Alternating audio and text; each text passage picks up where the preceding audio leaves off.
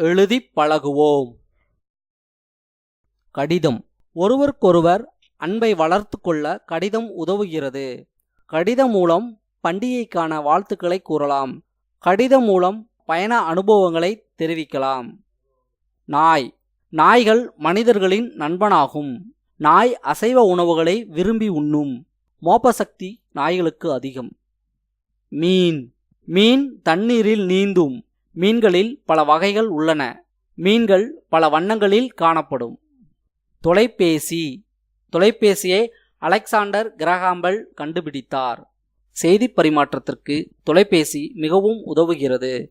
தொலைபேசியினால் உலகமே சுருங்கிவிட்டது. படி. நாளை அவன் காந்தியின் சுயசரிதை புத்தகம் படிப்பான்.